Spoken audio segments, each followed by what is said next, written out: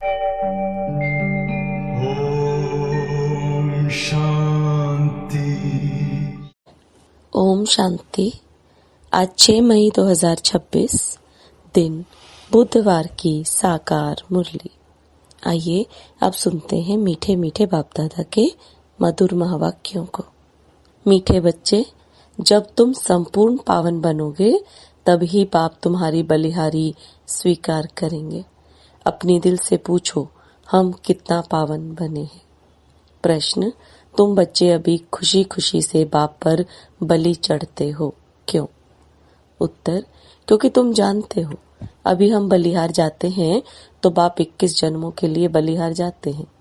तुम बच्चों को यह भी मालूम है कि अब इस अविनाशी रुद्र ज्ञान यज्ञ में सब मनुष्य मात्र को स्वाहा होना ही है। इसलिए तुम पहले ही खुशी खुशी से अपना तन मन धन सब कुछ स्वाहा कर सफल कर लेते हो। गीत मुखड़ा देख ले प्राणी। ओम शांति। शिव भगवानुवाच, जरूर अपने बच्चों प्रति ही नॉलेज सिखाते हैं व श्रीमत देते हैं। हे बच्चे व हे प्राणी, शरीर से प्राण निकल जाते हैं व आत्मा निकल जाती है, एक ही बात है। हे प्राणी अथवा हे बच्चे, तुमने देखा कि मेरे जीवन में कितना पाप था और कितना पुण्य था। हिसाब तो बता दिया है। तुम्हारे जीवन में आधा कल्प पुण्य आधा कल्प पाप होते हैं। पुण्य का वर्षा बाप से मिलता है, जिसको राम कहते हैं। राम निराकार को कहा जाता है, न कि सीता वाला राम। तो अब तुम बच्चे जो आकर के ब्रह्मा मुख वंशावली ब्राह्मण बने हो, तुम्हारी बुद्धि में आया है बरोबर आधा कल्प हम पुण्य आत्मा ही थे, फिर आधा कल्प पाप आत्मा बने। अभी पुण्य आत्मा बनना है। कितना पुण्य आत्मा बने हैं वह हर एक अपनी दिल से पूछो। पाप आत्मा से पुण्य आत्मा कैसे बनेंगे वह भी बाप ने समझाया है। यज्ञ तप आदि से तुम पुण्य आत्मा नहीं बनेंगे, वह है भक्ति मार्ग। इससे कोई भी मनुष्य पुण्य आत्मा नहीं बनते हैं। अभी तुम बच्चे समझते हो हम पुण्य आत्मा बन रहे हैं। आसुरी मत से पाप आत्मा बनते बनते सीढ़ी उतरते ही आए हैं। कितना समय हम पुण्य आत्मा बनते हैं व सुख का वर्षा लेते हैं, यह किसी को पता नहीं है। उस बाप को याद तो सभी मनुष्य करते हैं। उनको ही परम पिता परमात्मा कहते हैं। ब्रह्मा विष्णु शंकर को परमात्मा नहीं कहेंगे और किसी को परमात्मा नहीं कह सकते हैं।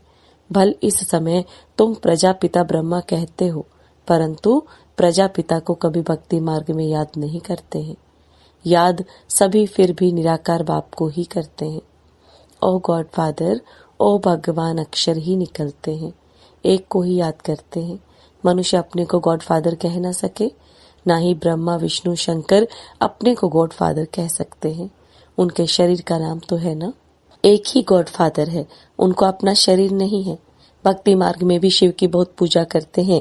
अभी तुम बच्चे जानते हो शिव बाबा इस शरीर द्वारा हमसे बात करते हैं। हे बच्चों, कितना प्यार से कहते हैं, समझते हैं, मैं सर्व का पतित पावन सदगति दाता हूँ।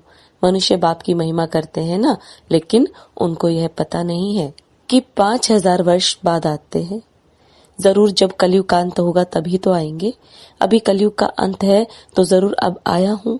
तुमको श्रीमत मिलती है। श्रीमत कोई श्री कृष्ण की नहीं है। श्री कृष्ण की आत्मा भी श्रीमत से 100 देवता बनी थी, फिर 84 जन्म लेते अब तुम आसुरी मत के बने हो। बाप कहते हैं मैं आता ही तब हूँ जब तुम्हारा चक्र पूरा होता है। तुम जो शुरू में आए थे अब जड़ जड़ी भूत अवस्था में हो। झाड़ पुराना जड़ जड़ी भूत होता है तो सारा झाड़ ऐसा हो जाता है। बाप समझाते हैं तुम्हारे तमो प्रधान बनने से सब तमो प्रधान बन गए हैं। यह मनुष्य सृष्टि का वैरायटी धर्मों का झाड़ है। इसको उल्टा झाड़ कहते हैं। इसका बीज ऊपर में है, उस बीज से ही सारा झाड़ निकलता है। मनुष्य कहते भी हैं और गॉड फादर। आत्मा कहती है आत्मा का नाम आत्मा ही है। आत्मा शरीर में आती है तो शरीर का नाम रखा जाता है। खेल चलता है। आत्माओं की दुनिया में खेल नहीं चलता, खेल की जगह ही यह है। नाटक में रोशनी आदि सब होती है, बाकी जहाँ आत्माएं रहती हैं वहाँ सूरज चांद नहीं है। ड्रामा का खेल नहीं चलता है। रात दिन यहाँ होते हैं। सूक्ष्म वतन व मूल वतन में रात दिन नहीं होते। कर्म क्षेत्र यह है। इसमें मनुष्य अच्छे कर्म भी करते हैं, बुरे कर्म भी करते हैं। सतयुग त्रेता में अच्छे कर्म होते हैं, क्योंकि वहां 5 विकार रूपी रावण का राज्य ही नहीं। बाप बैठ कर्म अकर्म विकर्म का राज बताते हैं। कर्म तो करना ही है, कर्म क्षेत्र है। सतयुग में जो मनुष्य कर्म करते हैं वह अकर्म हो जाता है। वहां रावण राज्य ही नहीं, उनको हेवन कहा जाता है। इस समय हेवन है नहीं। सतयुग में एक ही भारत था और कोई खंड नहीं था। हेवनली गॉडफादर कहते हैं तो बाप जरूर हेवन ही रचेंगे। यह सब नेशन वाले जानते हैं कि भारत प्राचीन देश है। पहले पहले सिर्फ भारत ही था, यह कोई नहीं जानते हैं। अभी तो नहीं है ना, यह है ही 5000 वर्ष की बात। कहते भी हैं क्राइस्ट से 3000 वर्ष पहले भारत हेवन था। रचयिता जरूर रचना रचेंगे। तमो प्रधान बुद्धि होने कारण इतना भी नहीं समझते। भारत तो सबसे ऊंच खंड है, पहली बिरादरी है मनुष्य सृष्टि की। यह भी ड्रामा बना हुआ है। साहूकार गरीबों को मदद करते हैं, यह भी चला आता है। भक्ति मार्ग में भी साहूकार गरीबों को दान करते हैं, परंतु यह है ही पतित दुनिया। तो जो कुछ भी दान पुण्य करते हैं पतित ही करते हैं। जिसको दान करते हैं वह भी पतित है। पतित को दान करेंगे, उनका फल क्या पाएंगे? पर कितना भी दान पुण्य करते आए हैं, फिर भी गिरते आए हैं। भारत जैसा दानी खंड और कोई नहीं होता। इस समय तुम्हारा जो भी तन मन धन है सब इसमें स्वाहा करते हो। इनको कहा जाता है राजस्व अश्वमेघ अविनाशी ज्ञान यज्ञ। आत्मा कहती है यह जो पुराना शरीर है इनको भी यहाँ स्वाहा करना है, क्योंकि तुम जानते हो सारी दुनिया के मनुष्य मात्र इसमें स्वाहा होते हैं। इसलिए हम क्यों नहीं खुशी से बाबा पर बलिहार चढ़ जाए। आत्मा जानती है हम बाप को याद करते हैं, कहते भी आए हैं बाबा आप जब आएंगे तो हम बलिहार जाएंगे, क्योंकि अब हमारे बलिहार जाने से आप फिर 21 जन्म के लिए बलिहार जाएंगे। यह सौदागरी है। हम आप पर बलिहार जाते हैं तो आप भी तो 21 बार बलिहार जाते हैं। बाप कहते हैं जब तक तुम्हारी आत्मा पवित्र नहीं बनी है तब तक हम बलिहारी स्वीकार नहीं करते हैं। बाप कहते हैं माँ में कम याद करो तो आत्मा प्योर बन जाएगी। बाप को भूलने से तुम कितने पतित दुखी हुए हो। मनुष्य दुखी होते हैं तो फिर शरणागति लेते हैं। अभी तुम 63 जन्म रावण से बहुत दुखी हुए हो। एक सीता की बात नहीं, सब सीताएं हैं, जो भी मनुष्य मात्र है। रामायण में तो कहानी लिख दी है। सीता को रावण ने शोक वाटिका में डाला। वास्तव में बात सारी इस समय की है।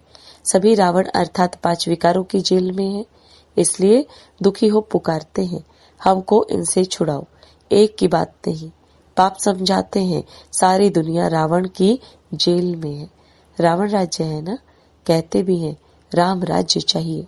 गांधी ने भी कहा सन्यासी कभी ऐसे नहीं कहेंगे कि राम राज्य चाहिए, भारतवासी ही कहेंगे। इस समय आदि सनातन देवी देवता धर्म है नहीं, और ब्रांचेस हैं। सतयुग था, एक ही आदि सनातन देवी देवता धर्म था, अभी वह नाम ही बदला हुआ है। अपने धर्म को भूल फिर और धर्म में कन्वर्ट होते जाते हैं।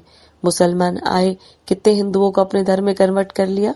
क्रिश्चियन धर्म में भी बहुत कन्वर्ट हुए हैं, इसलिए भारतवासियों की जनसंख्या कम हो गई है। नहीं तो भारतवासियों की जनसंख्या सबसे जास्ती होनी चाहिए। अनेक धर्मों में कन्वर्ट हो गए हैं। बाप कहते हैं तुम्हारा जो आदि सनातन देवी देवता धर्म है वह सबसे ऊंच है। सतो प्रधान थे, अब वही बदलकर फिर तमो प्रधान बने हैं। अब तुम बच्चे समझते हो ज्ञान सागर पतित पावन जिसको बुलाते हैं वही सम्मुख पढ़ा रहे हैं। वह ज्ञान का सागर प्रेम का सागर है। क्राइस्ट की ऐसी महिमा नहीं करेंगे। श्री कृष्ण को ज्ञान का सागर पतित पावन नहीं कहा जाता है। सागर एक होता है, चारों तरफ ऑलराउंड सागर ही सागर हैं, 2 सागर नहीं होते हैं। यह मनुष्य सृष्टि का नाटक है, इसमें सबका अलग अलग पाठ है।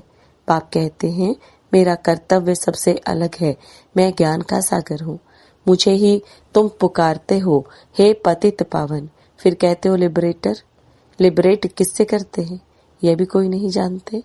तुम जानते हो हम सतयुग त्रेता में बहुत सुखी थे, उसको स्वर्ग कहा जाता है। अभी तो है ही नर्क, इसलिए पुकारते हैं। दुख से लिबरेट कर सुख धाम ले चलो। सन्यासी कभी नहीं कहेंगे कि फलाना स्वर्गवासी हुआ, वह फिर कहते हैं पार निर्वाण गया। विलायत में भी कहते हैं लेफ्ट फॉर हेवनली अबोर्ड। समझते हैं गॉडफादर पास गए, हेवनली गॉडफादर कहते हैं बरोबर हेवन था, अब नहीं है, हेल के बाद हेवन चाहिए। गॉडफादर को यहाँ आकर हेवन स्थापन करना है। सूक्ष्म वतन मूल वतन में कोई हेवन नहीं होता है, जरूर बाप को ही आना पड़ता है।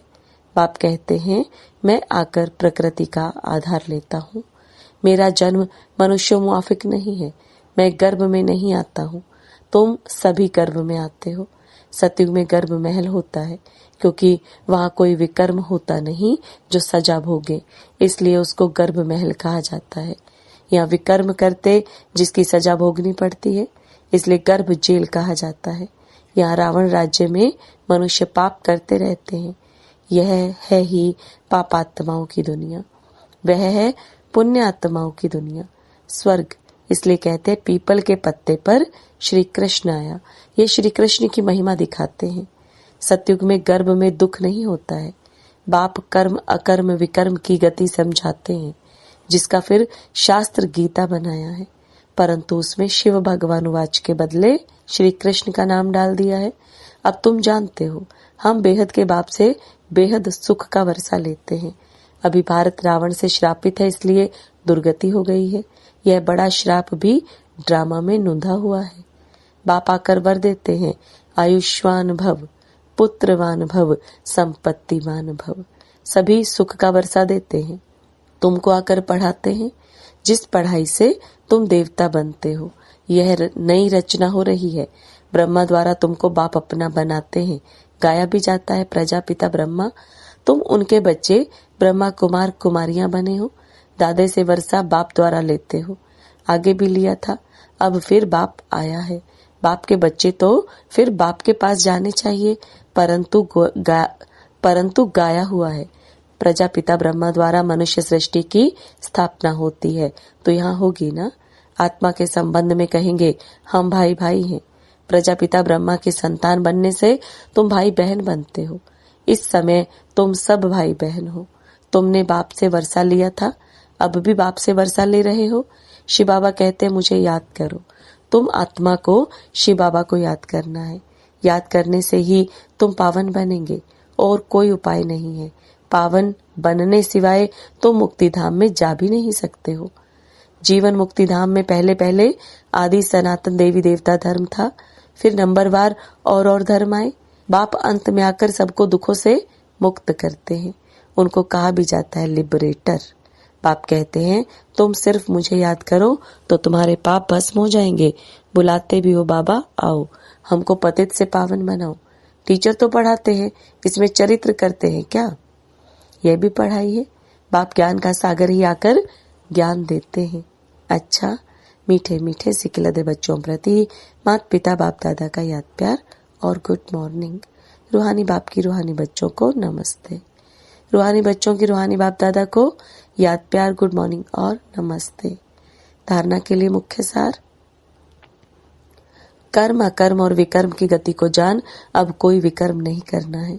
कर्म क्षेत्र पर कर्म करते हुए विकारों का त्याग करना ही विकर्मों से बचना है। ऐसा पावन बनना है जो हमारी बलिहारी बाप स्वीकार कर ले। पावन बनकर पावन दुनिया में जाना है। तन मन धन इस यज्ञ में स्वाहा कर सफल करना है। वरदान, नॉलेज की लाइट माइट द्वारा विघ्न विनाशक बनने वाले मास्टर नॉलेज फुल भव। नॉलेज की लाइट माइट द्वारा विघ्न विनाशक बनने वाले मास्टर नॉलेज फुल भव। अब आप दादा के वरदान को विस्तार में समझेंगे। भक्ति मार्ग में गणेश को विघ्न विनाशक कहकर पूजते हैं, साथ साथ उन्हें मास्टर नॉलेज फुल अर्थात विद्यापति भी मानते हैं। तो जो बच्चे मास्टर नॉलेज फुल बनते हैं वे कभी विघ्नों से हार नहीं खा सकते, क्योंकि नॉलेज को लाइट माइट कहा जाता है, जिससे मंजिल पर पहुंचना सहज हो जाता है। ऐसे जो विघ्न विनाशक हैं, बाप के साथ सदा कंबाइंड रहते हुए नॉलेज का सिमरन करते रहते हैं, वे कभी विघ्न हार नहीं बन सकते। स्लोगन, अंदर बाहर जो भी बुराइयां हैं उन्हें संपूर्ण विल कर दो तो विल पावर आ जाएगी। अंदर बाहर जो भी बुराइयां हैं उन्हें संपूर्ण विल कर दो तो विल पावर आ जाएगी। ये अव्यक्त इशारे सदा अचल अडोल एकरस स्थिति का अनुभव करो। अभी अनुभवी बन औरों को भी अचल अडोल बनाने का अनुभव कराने का समय है। अभी खेल करने का समय समाप्त हुआ। अब सदा समर्थ बन निर्बल आत्माओं को समर्थ बनाते चलो। आप लोगों में निर्बलता के संस्कार होंगे तो दूसरों को भी निर्बल बना देंगे। ज्ञान की हर पॉइंट का अनुभवी बनने के लिए एकांत प्रिय बनो, एकाग्रता का अभ्यास बढ़ाओ। ओम शांति।